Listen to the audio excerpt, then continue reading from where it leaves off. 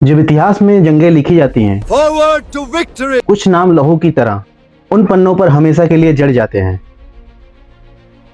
और इस्लाम के उस शेर का नाम है खालिद बिन वलीद।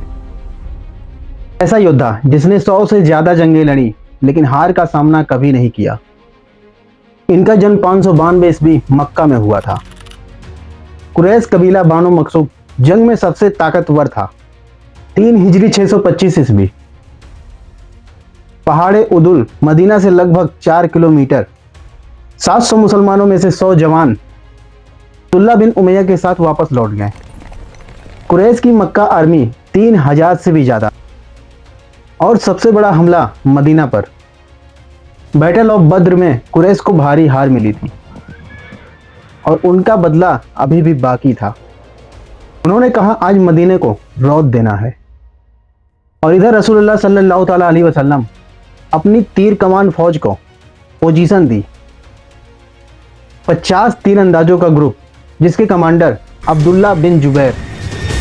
रसूलुल्लाह सल्लल्लाहु ताला अलैहि वसल्लम का सख्त हुक्म, जीत मिले या हार, तुम्हें अपनी पोजीशन से हटना नहीं है, क्योंकि दुश्मन की घुड़सवार फौज इसी ओर से हमला कर सकती थी।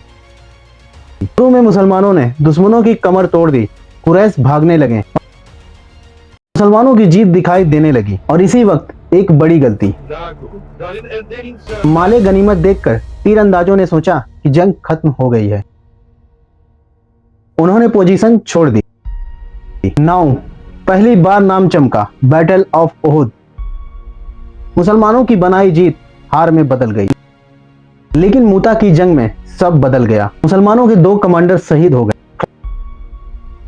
फौज बिखरने लगी। खालिद बिन वलीद सामने आए और 9 तलवारें हाथ में टूट गईं। यह पहली बार था जब मुसलमानों ने खालिद बिन वलीद को एक लीडर और जीनियस के रूप में पहचाना।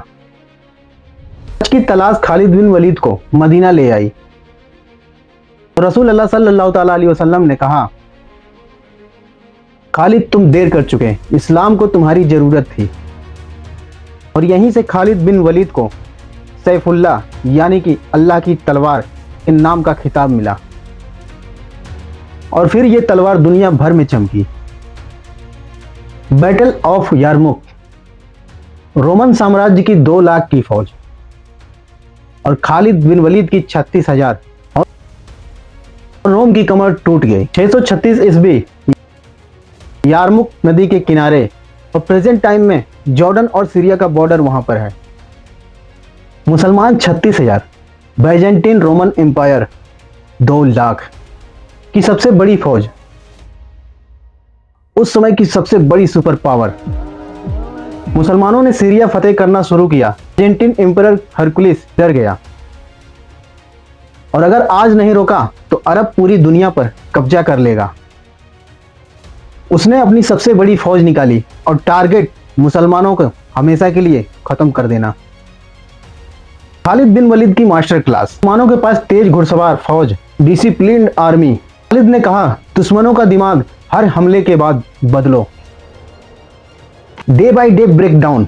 पहले दिन रोमन ने 6 सेक्टरों में हमला किया और मुसलमानों ने जवाब में जमकर हमला किया। रिजल्ट, रोमन को कुछ भी हासिल नहीं हुआ। तुम्हें भी उस संदूक के बारे में इल्म है कार्डिनल। दूसरे दिन रोमन हेवी कैवरली, यहां पर कैवरली का मतलब है उनके घुड़सवार। रोमन कैवरली ने 1 सेक्टर तोड़ दिया और मुसलमान पीछे हटे।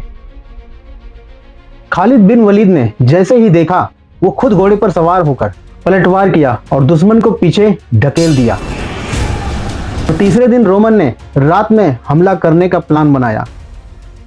खालिद बिन वलीद ने गेस कर लिया और नाइट रेड चला दिया। रोमन कैंप पे दहशत फैल गई। चौथे दिन खालिद ने अपनी घुड़सवार टुकड़ी को ब्लैक अटैक का ऑर्डर दिया और रोमन कैवरली टूट गई। 5वां दिन यानी कि फाइनल डे, वाइंड ऑफ अल्लाह। अचानक मौसम बदला। रोमन सेना के बीच में धूल उड़ने लगी। रोमन सेना को कुछ भी साफ दिखाई नहीं दे रहा था। खालिद बिन वलीद ने डबल मूवमेंट किया। दुश्मन चारों तरफ से घिर गया। दुश्मन के कदम लड़खड़ाए, मौत की आगोश में गिरते चले गए। रोमन्स भागे यारमुख खाई की ओर और हजारों सैनिक गिरकर मर गए। रसिया जैसी सुपर पावर का हार इस्लामिक सूबे तक फैल गई। खालिद बिन वलीद कहते थे, मेरे दिल में डर की जगह अल्लाह पर यकीन है। इनकी तलवार रोमन और फारसी के दिलों में कांपती थी, पर जिंदगी की आखिरी रात वो बिस्तर पर रो पड़े और कहा, काश मैं जंग में शहीद होता। मेरे जिस्म पर ऐसी कोई जगह नहीं जहां पे तलवार का निशान ना हो। फिर भी मैं बिस्तर पर मर रहा हूं। उनकी आंखों में गम, लेकिन इतिहास में शहीद।